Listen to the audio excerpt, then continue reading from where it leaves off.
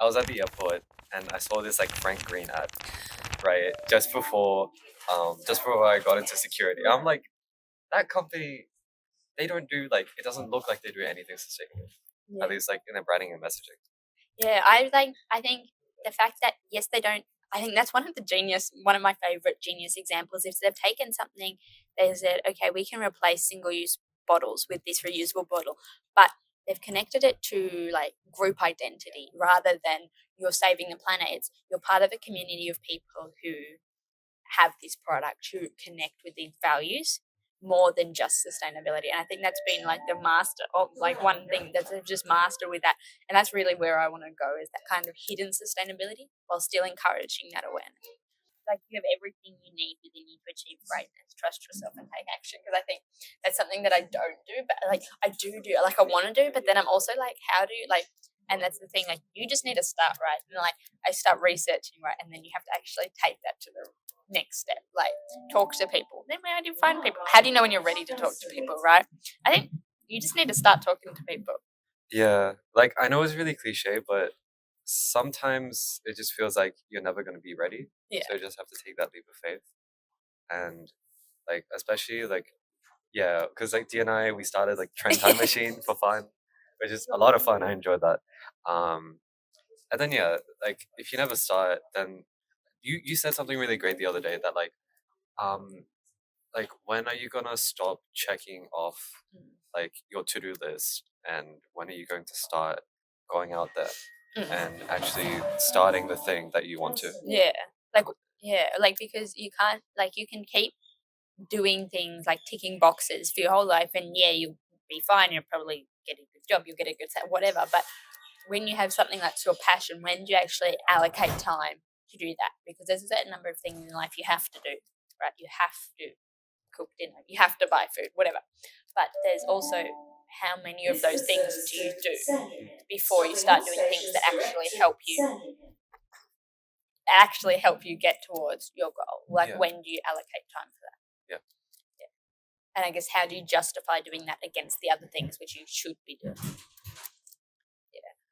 And then also, like some people like they have the ability to and like the time to do that, and other people like they're just like surviving, like they're in survival mode. So it really like if you are like out of like those fortunate people that do have the chance to do that, like take it, because like most people don't have that ability. Yeah. And I think when you're at a time in your life where you have the time to do that, like the perfect time is like whenever you're thinking, should I start now? That means you have time to start, right? If you're somewhat like, and I think that only occurs at certain times in your life. So I think you should take those opportunities while you have them, definitely. Yeah, like I know I mentioned this before, but like that fear of regret. Yeah. When you get older, and like that wasted potential, like that hurts a lot. Yeah. Because like when you're looking back on your life, and thinking about like all of the experiences that you could have gone out and done, or like it could have been as simple as jumping in that puddle, or it could have been as tough as taking your first driving lesson. Yeah. Right. So it's really important that if you're gonna live, like you only have one life, but at least do it correctly. Then you'll feel fulfilled. Yeah, like do everything, like sign up for everything. I sign up for everything. I apply for everything, and I think like you don't know, and a lot of people, they don't want to sign up for things. They don't want to, because what if I don't get in? Okay, but what if you do get in, right? Like, and yes, you have to spend 15, 20 minutes writing your application, but what might you get? Like, you don't know what's going to come out of. Sometimes you go to something that you've applied for and you've gotten in, and you're like, well, this was great. But other times you're like, this is awesome, and you meet great people and you learn great things, you hear great things. And that's, what if you miss that opportunity? Yeah. Yeah, you need to take those opportunities. I guess the only bad thing could be like what if you got into everything? Oversubscribe. Your schedule would be so messed up. I've done that before, man. Really? I get in, sometimes I just get into things. And I think once you get into some things, you get into more things, right? Which I guess is kind of annoying, because then how do you start? That's true. And like at the moment, I'm trying to get into a lot more business things. I've done some other things in the past, but I'm trying to look at more business things now, and it's like, well, I have to start again. Like I was at a spot with this other thing where I could apply for things and I had the experience to get in, and now I'm trying to transition and you're back to square one. Right? Yeah. And I think, yeah. I think there's like great humility and like transitioning back to square one. Mm. Like it can be annoying, like especially since you put so much time, experience, and effort into getting into like where you want to be for that certain stage. But it really is like it does bring out like a lot of humility in a person that like you're going from like level 100 of one thing, and then you're going down to level 0 to start this new thing. Yeah, and it's like at the start you have like this kind of energy, I think, and I think that's what people say, like a curve, right? So you start with so much energy, but you don't really have a plan, and then you kind of get down here, and I think you spend a lot of time down here, and this is where a lot of people give up, is that you're lost, right? And then you're allocating time, but you're not getting anything done because you're lost. So I think it takes a lot of courage and a lot of commitment to keep going and to get those things done and get out of that stage, get back up the other side of the hill. Okay. Yeah. So I just saw this quote. Conveniently, I just saw this. Yeah, it just popped up. Yeah. Stations direct to Sandringham. Perfect timing. Thank you. Yeah. Not all those who wander are lost. J.R.R. Tolkien. And what that quote reminded me is like, it's okay if you're just figuring it out. I know that's really, really generic advice, but truly, like, everyone is like figuring it out. So, and just like you said the other day, that like, there's gonna be people that want to help you along the way. Yeah. And like, it's really important to like, it's okay if you lost, but like, also filter out like that advice. Yeah. That like from people that want to help you, but like they don't really have the correct experience to help you at the time. So yeah, I think like you take everyone's advice and then consider how it applies to you. Does it apply to you in the fact that you can take it word for word? Does it apply for you in the fact that it's useful experience for you to keep in mind? Is it something that applies to their situation but maybe is irrelevant to you? I think that's still useful, but I think you need to filter and understand that not everyone has the same goals as you, and that person's goals have helped them immensely, and they're trying to help you. Like they're doing you an awesome favor, giving you advice, but you need to work out how that works for you, because ultimately, and if you're starting something for yourself, there is no playbook, right? It's not like I'm going to be really generic. If you want to be a doctor, right? And I'm sure doctors have their own struggles. That's not what I'm saying here. I'm saying like there's a pathway, like there's a cutout for you can do that to a point. Like they can help you. Like there is support. Someone's done exactly that or similar journey before. But when you're starting something new, everyone's journey is so different that I think it's difficult to take word for word advice. And I think that can hold you back sometimes. Yeah. No. Just like you said the other day, that like advice should have that disclaimer on it. Yeah.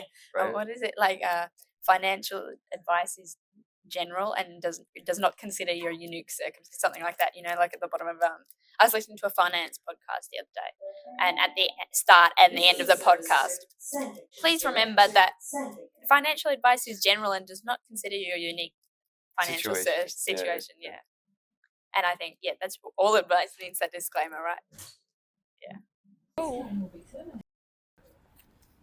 Damn, Sandringham is so kind. They got random cops out here and everything. You need to come here more often. Yeah. Let's stay then. This is a perfect. That's a nice view. Yeah, look, there's even a sailing. Look, I have made a special drink, or I've acquired a special drink. Really. Same. So what do you think's in this? I don't know. Juice, apple juice. Actually, that's a good idea. Okay. I do like apple juice. Yeah, apple juice. Superior kind of juice, I reckon. Or apple and blackcurrant. I'd put up mango juice. Oh yeah, pineapple juice. Pineapple? Oh, is it true? I prefer eating pineapple though, to drinking juice. Yeah, I don't have tropical fruit very much. You should. It's good for your health. My friend always brings mangoes. Yeah. Oh, dude, I went to Queensland and like we got like the mangoes. Oh yeah. For like $2 for what, kilo? A kilo of mangoes for $2?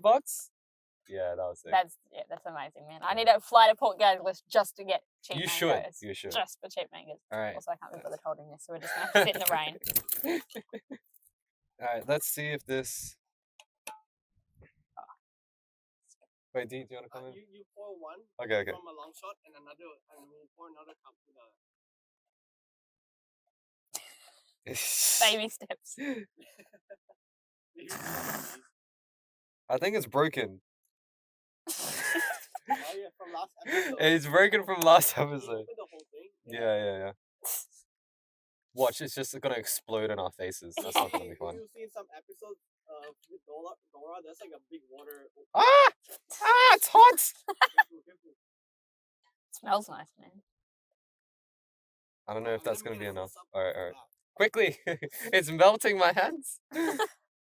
How did your business how did it evolve into its current form? Like a Pokemon, right? Yeah, like evolving. So I guess like what was the first idea, and take us through the process, like what are the series of events that for what happened? I'm working on at the moment, Yeah, or for that an led earlier? you to what you're currently working on. So I guess for me, whenever I switch between ideas a lot, and it's kind of something that I think it's worth switching, but it's also worth to stick. So it's something I'm trying to do more at the moment is stick to ideas. But I think I'm always interested in sustainability. So anything I do, I start with whatever I have to do, I want to solve a challenge, an environmental challenge. So whether that be, I've looked at food waste before or plastic waste. And so when I have come up with an idea, I start with the fact of what problem is this solving? What gap is there in the environmental, either that be awareness or physically space? And then I look, and how does that, and why aren't people doing that, right? Already, like what barriers are stopping them? So what I'm working on at the moment with my soap and stuff, I looked at, someone actually gave the idea, kind of proposed the idea to me. They were like, why doesn't a vending machine for soap exist? They said to me, someone who's not entrepreneurial at all, they come up to me, say, why doesn't this already exist? And I was like, okay, that's a fair point. They're like, look, I go to the bulk food store, but I have to pump and I can never tell when the thing is full and it's just messy and it goes everywhere and it's so inconvenient and it's expensive, blah, blah. And this is someone passionate about the environment. Anyway, and I was like, man, that's a great idea.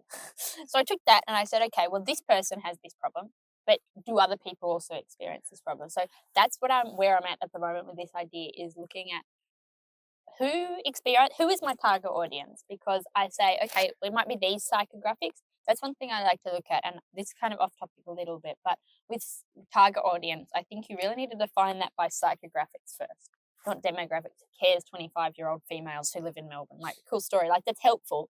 But I think what you need to start with, and what I'm doing at the moment, is who are those people? What emotions are associated with this product for them? And I think where is an evolution of kind of everything I've done in the past, my understanding broadly, and I kind of bring that to my issues, and I say, well, people don't want to buy for sustainability. What else do they want? Who else do they want? And that's kind of where I'm at the moment with this idea.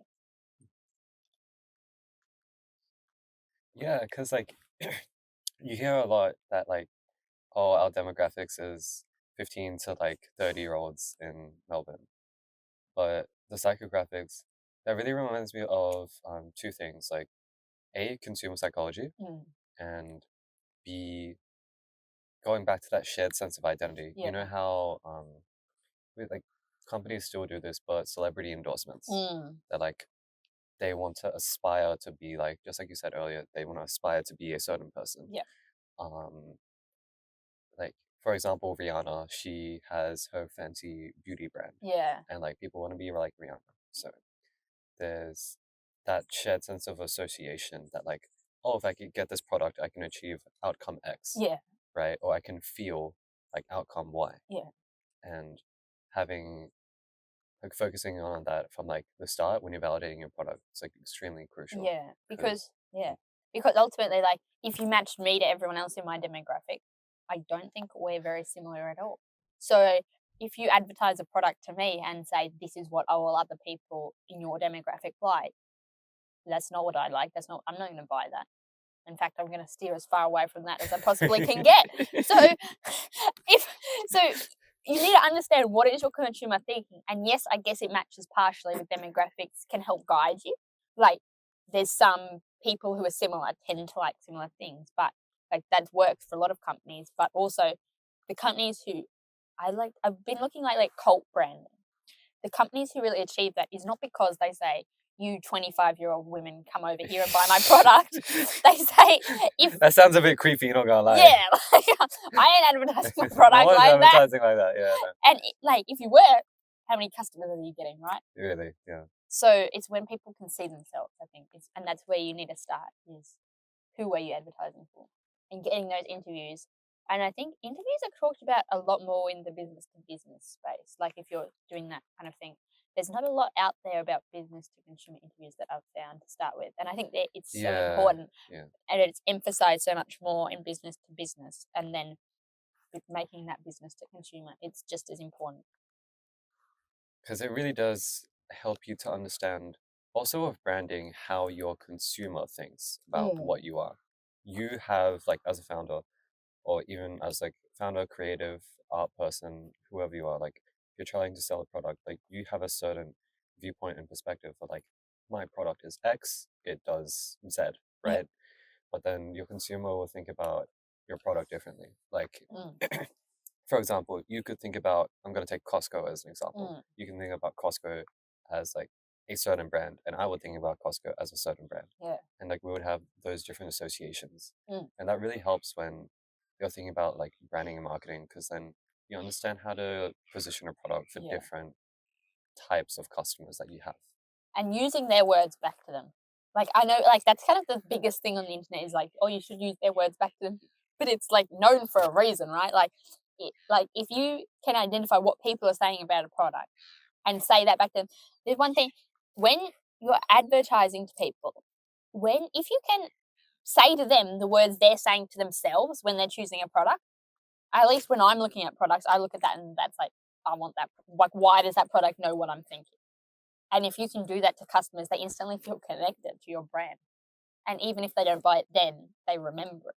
And I think that's I think you're in it for the long run, right? Who cares if they buy it? Like, you're not McDonald's, right?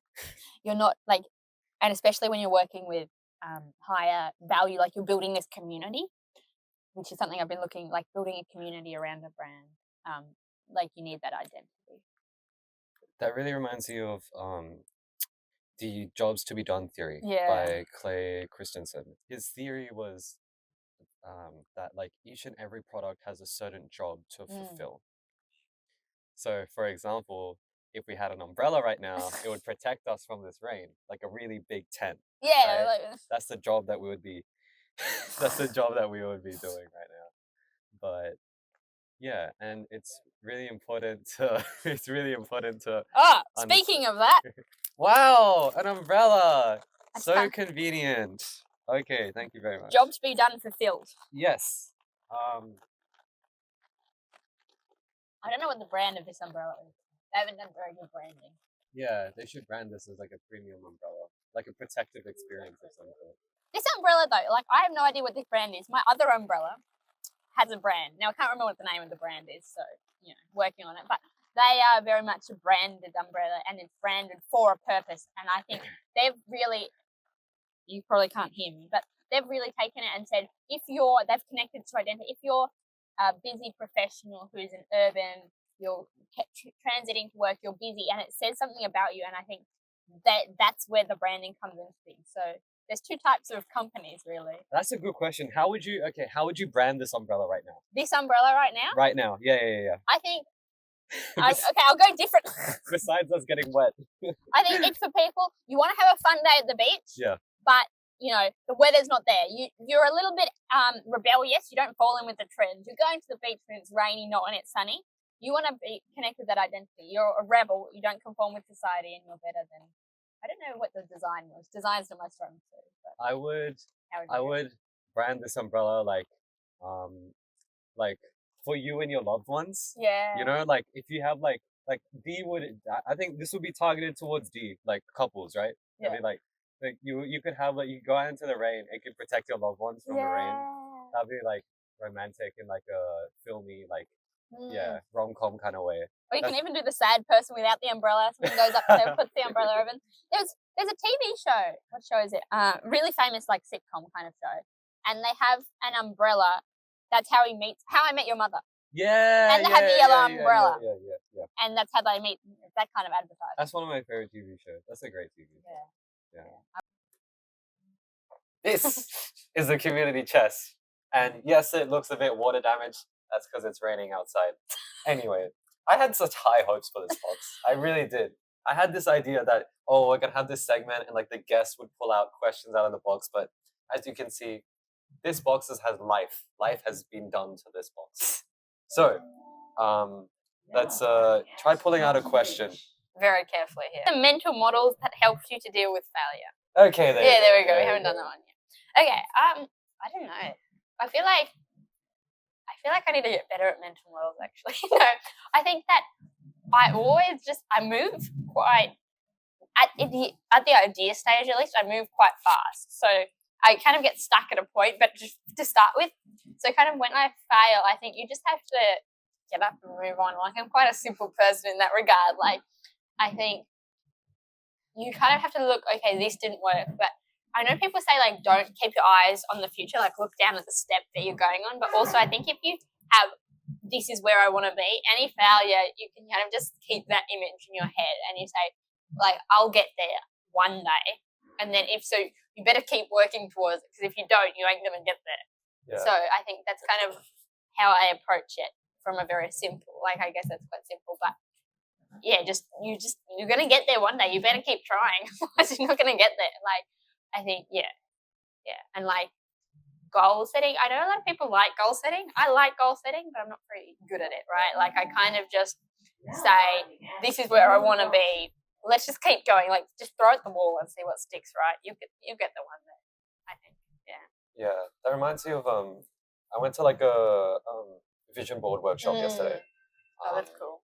And like what I learned is that just like you said, focusing on it's that balance that you're trying to strike by having that vision in your head, but also like focusing on like the day to day. Yeah. Because like for my vision board, like I just put like instead of having like a vision, I just like drew a stickman figure of me running because I want to be a runner, right? And like that ties back into identity. Like I want to be that like I want to be like a proper like runner athlete, right? And also I wanted to focus on the process. Yeah. Like it's okay if I wanted to make the process fun. Yeah. You're not running a marathon tomorrow. I don't think. Yeah. Not tomorrow, but eventually. Yeah. Maybe the next day. Yeah. Yeah. No, I think that's great. I think vision boards are a great thing. I think I'm not great at design, but I love when things kind of like when you can see that, like picture it in your head, and then like if you can put that on a vision board. I think when things kind of like I'm not I'm not kind of one for messages, but also it's something like I guess like that sign for like if you can put it into words, you have something to work towards. So it's not just in your head.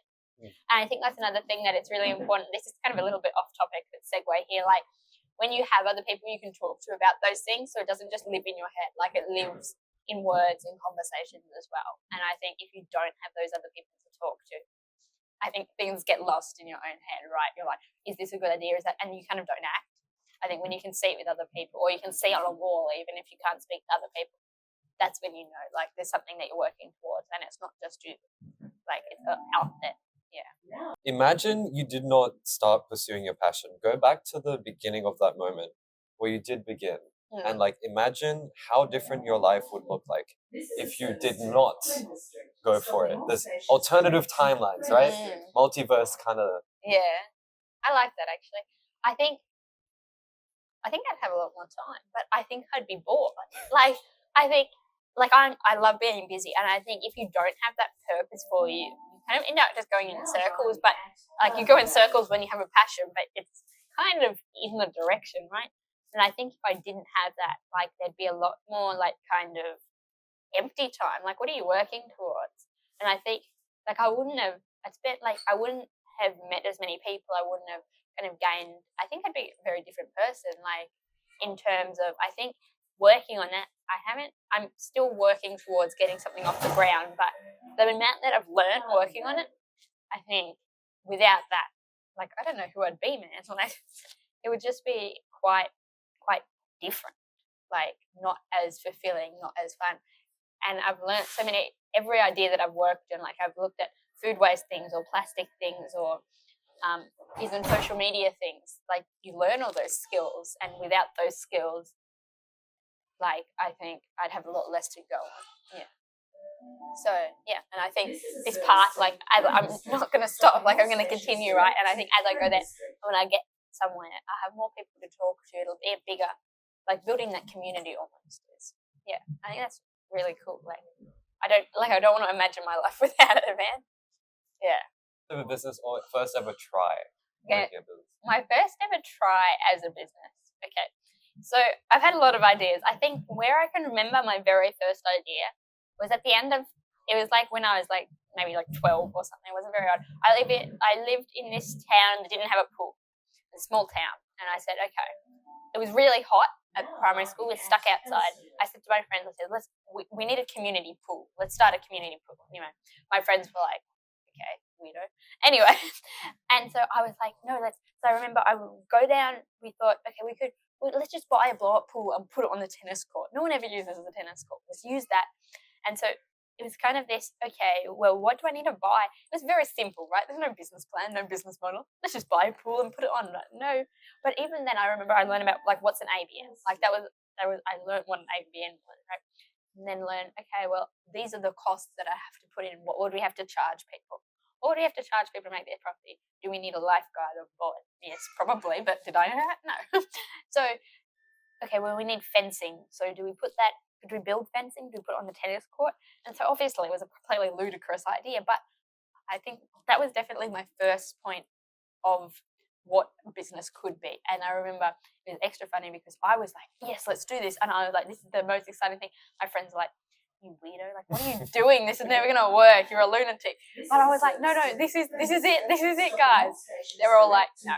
But I think it's that even like then it's like that was kind of my start of this is something that I want to do. Like it really gave me a lot of passion and energy, I think, like working on this. And then from there I kind of eventually worked out, no, this isn't gonna work, and that kind of died out. But I just picked up something else. And so for years now, like just up and down, like kind of let's do this, and then you work out. And I think over time, my ideas have slowly got more and more and more possible. Like they're becoming more feasible, and I think as then I'm spending like longer developing ideas, and I've got more of this structure around it. Like, and every time, no, this isn't going to work. This isn't like all the way back from that pool to today. It's a lot of like everything's helped me on my next one and brought me closer to what will eventually work out in the end. So, if you had to rank idea, mindset, and execution, how would you rank? I think ultimately nothing happens if you don't execute it, right? But I think so. Execution is probably the most important, but that's with the caveat that you don't have to be an expert. And execution is, I guess execution and mindset are kind of tied up in one, right? Because you execute something, and if you're already an expert, if you already know what you're doing, your execution might be great. But if a lot of the time, you can kind of just, if you have the right mindset, you'll get there eventually, right? And if you can keep working, if you have the mindset to get up, to keep going, to work on it, and the passion, but I guess don't rely on passion all by itself. But then you'll get to that execution. And then idea is, I think, ideas are like great, and I think idea in itself is not important, but the ideas that go along with that. So just anyone can come up with a business idea, but then also when you're coming up with clever content ideas or the perspective that you bring to it to make that idea into a brand, into something that's known, is important. But I think everyone has that. It's just how you can use the mindset to execute it. And I think they're kind of all in one, but I would say probably execution and mindset and then ideas. I want to throw another one in. Experience. Now order idea, mindset, execution, and experience. I think experience makes it easier, but experience also means that you have preconceived ideas. And a lot of innovation is coming into something and throwing stuff at a wall. I think experience is something that depends on the business idea, and I think a lot of time, the more technical you are, the more experience that it's good to have to start. But I don't think like you shouldn't not start because you don't have experience. It'll just take long. And I've worked with ideas in the past where I was kind of like, I have no experience in this, and ultimately it does make it harder. And I think maybe if you have the right support behind you, you can do anything. Or if you have the right commitment, if you want to start something faster and kind of get your hands in the game faster, then the more experience you have. But I don't never let yourself get stopped because you don't have the experience. Like if I stopped every time someone told me you got no idea, like why are you doing this now? You're not experienced, you're qualified, you don't have this, you don't have that. I'd never go anywhere, man. Like I think a lot of the time you get told, oh, you're not experienced enough, you don't have the right skills, you don't have the right thing, you don't have the right connections. Then like everyone's always going to say that to you until you're like the top person in your field, and then you don't have that innovation. So I think that's kind of, it's helpful, but I think it's kind of less important, especially depending on the idea. But Yeah, because like with experience, sometimes like if you're new to something, that can be great because you know nothing, but that's also a good thing. Yeah. Because then, just like you said, you can try many things that experienced people wouldn't. Yeah. And sometimes it works out. Yeah. Right? A good example would be the movie Good Will Hunting. I think it was Matt Damon and Ben Affleck. They wrote that screenplay when they were 17. Like that was their first ever acting, like first ever movie, and they didn't know anything about acting. They weren't professionals at that time, and that movie went on to win multiple Oscar awards. And it just goes to show that like sometimes even if you're a rookie, rookies can make masterpieces. Now arriving at And Windsor. it's just like you said, it goes back to how you approach it. Yeah. Because an experienced person might look at, oh, this scene isn't going to work. Oh, this part of the business is not going to work. But then a rookie can say, okay, how can we make it work? And then, yeah, it goes back to that mindset aspect. And it's the same thing, I guess, like, and it's the same thing people say about budget. Like if you're bootstrapping something, you make things work better and you end up with a business that can operate cheaper, can run cleaner. Then if you have a massive budget, you kind of do things inefficient. Like you're not forced to make the things as most efficient as they can be. And you miss those opportunities that someone trying to bootstrap it on this tiny budget might just take up out of necessity. Yeah. So I think it's the same thing. When you lack experience, how can I do things as cleanly as possible? Right? Like what do I have to do to make it work rather than, oh, we could do this and we could do that. Like you have to be much more focused. I think we could summarize it as like the beginner's mindset. Yeah. Right? Just having that, the beginner versus the master. Yeah. And like both ways can work. I'm not saying that they can't, but there's certain advantages and disadvantages to both. So. Ranking them. I think the most important is mindset and execution. I think they go together. And then idea and then experience. Sometimes experience is probably more important depending on the industry, but I'd say experience can be learned. Mindset can be learned, but it's harder. It also helps to have mentors. Yeah. Like, because from mentors, sometimes like you need to hear their experiences, and sometimes you can learn from their experiences quite a lot. Yeah. Like our mentor for the IYE program, Celestine, I learned more so from like when he would tell us about his experiences as opposed to advice. Yeah. Because I feel like advice, you can still go to ChatGPT. Yeah. And like you'd be like, hey, pretend you're like a 10-year-old business owner. Like you're in business for 10 years and like give us advice. But 10-year-old business. Crazy, right? But that lived experience, it's so crucial because those mentors, like they've lived through it. They understand the nuances. Yeah. And that's what the nuances are so important. They're so important. Just like you said earlier, with like the disclaimer on advice, right? And like understanding the nuance of things and like which parts really apply to you. Yeah. What is like, I guess you listen to their story, you look at what's the arc, and then how can you apply that arc to your circumstance? Yeah.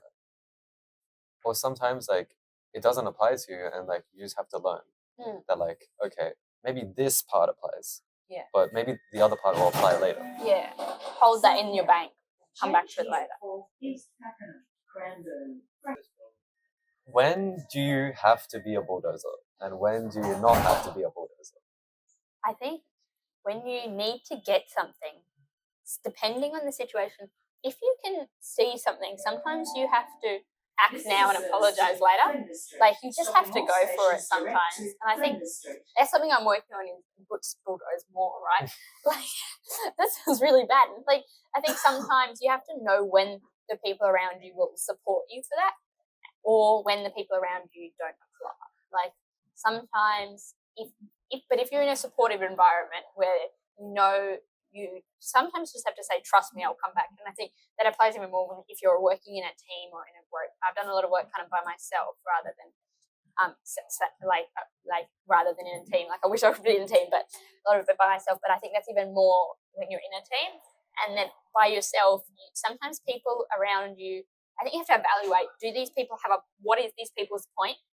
And really say to yourself, does this point that they're saying don't do this, what are the pros and cons of their viewpoint? Make sure you really consider that before you go against it. So I know sometimes people say things, a lot of people I talk to, not entrepreneurial at all, why don't you just like focus on something else? Why are you always doing this? Just wait, like, or they think, oh, it's great that you're learning new skills. Not like, I'm actually trying to start something here, guys. Like, yes, I like learning new skills, but like, come on, guys. And then at that point, I'm like, okay. And sometimes it gets to you, right? If people are just saying that over and over. And then that's the most important time, I think, to bulldoze, when you're kind of getting under someone's advice and you can see this person's advice is not my situation. Okay, I'm just going to go for it.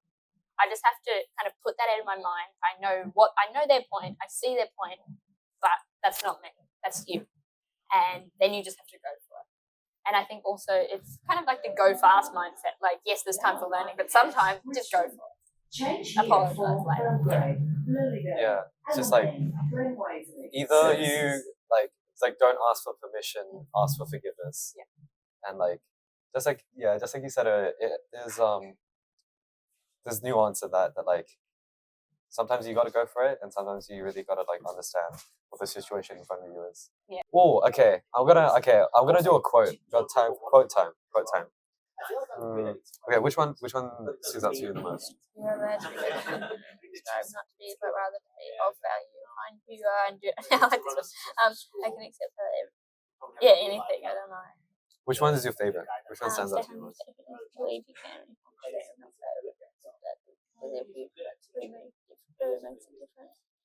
I like Dolly Parton's one. Okay. Alright, we're ready. Alright. So there's a quote by Dolly Parton that find out who you are and do it on purpose. Yeah, I think I like that. And I think it's similar to what I said before, is because you're someone who is not necessarily everyone else around you. And I think everyone has something unique to bring to it. And I think the amount of time you spend trying to be someone else or focus listening to other people, you might lose that. And I think if you just say, I'm going to do it, I'm going to do what I am, this is what I believe, or this is who I want to be today. Like, you don't have to be that person forever. And I think if you're always scared that you're going to fail, if you're always scared you're going to stuff it up, like, who else are you stuffing it up for? You're stuffing it up for yourself. Like, I think if that's what you believe, like, don't do things on a whim necessarily. But if that's really who you believe you are, do it on purpose. Like, go there, try it out, see what happens. And like, everyone says this, and I can still never. I think it's great advice to give, but also you think, oh, but does that apply to me? I think, or you say, well, I'm actually supposed to be doing this. Like, maybe this is too risky. I think you just have to go for it sometimes. Like, life's not perfect. Nothing's ever going to be perfect. You got to stuff up a few times before you get there, and at least you've been yourself, and you can have that impact that you know that you can have. Like, that no one else can have that for you. That's you. And what if you didn't do it, right? There's that fear of regret thing. If you don't do it, you'll never know whether it'll work. And if you do it and you fail, hopefully you haven't lost too much and you can get back up again. Okay, what is advice that you would give to your future self right now? I think just keep trying, man. Just meet as many people as you can and just take everything. And maybe don't switch up too fast, right? Like, get out, talk to people, just start. I know everyone says it, right? It's the one thing you hear, just get started. And I think sometimes it's hard to take that advice, but I think you should just go for it, right? And I hope in my future, in 5 years, I will have something that I can say, look, I did that. And that everything you do helps you towards that goal. And I think never discount anything because it didn't work. It helps you get to where you're going still, and you still learn something. The only time you can fail is if you don't learn anything from it, right? And that's very cliche, but I think that's true, right? These are wise ass words coming from a 17-year-old right here. Secretly, she's actually an old grandma. Yeah, I'm a grandma, man. Okay, we're finally out of the rain now. So, have there been any creative pursuits that you've ever tried? So a while ago, I did this thing called Climate Diner. So I was like, okay, how about instead of trying to make direct kind of things to reduce climate change, how about like awareness raising? Like, what can we do awareness raising? But people are tired of the same old doomsday blah blah. Okay, what if I make an animation, right? And it's the dinosaurs. We all know how they ended, right? It didn't end well for them. And so what if we make that analogy to climate change with dinosaurs? So basically the dinosaurs keep producing magnets and they're pulling asteroids towards the Earth. And the dinosaurs know this. But the big magnet companies are like, no, we're not stop producing magnets. We need magnets to stick things together. They go through the process of inventing replacements for magnets. They invent glue, they invent staples, they invent all these things, and they say, but the big magnet companies, no, we've got to push the magnets. So then we go through the process. So that was a little animation I did. And I've got a few videos out there up on Instagram, and then I kind of died out. But I kind of love it, right? They were quite cute. They were cute little things, yeah.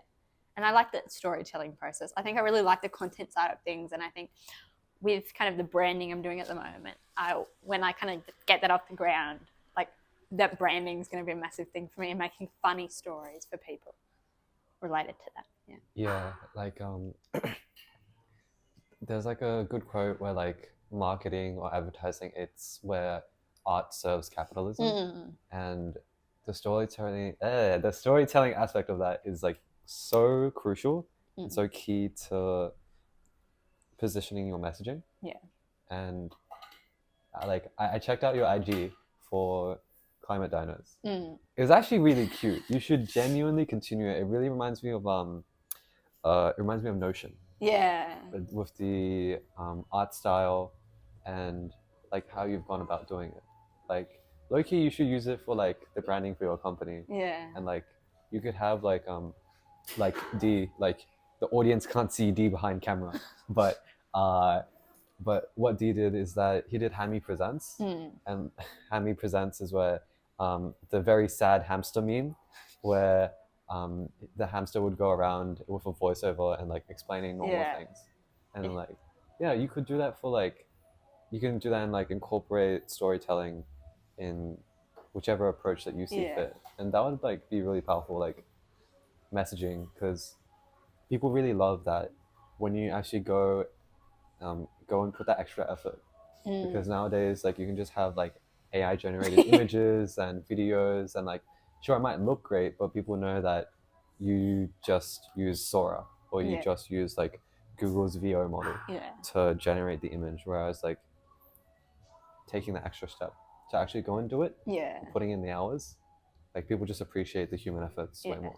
Yeah, and like, okay, idea for my business, no market validation. Don't know what the voice of this is yet, but I guess it'd be funny to look back on if this gets off the ground. Is if I have these vending machines, right? I kind of want to give them, like, personify them, right? So each one, like, if you put them around the city, each one has its own personality, its own colors, its own themes. I don't know. Let me know what you think if anyone watches this. Actually, that reminds me. There was Claude, the Claude model. So Anthropic. That's the company that makes Claude, the AI chatbot. Yeah. And they actually got Claude to run a vending machine.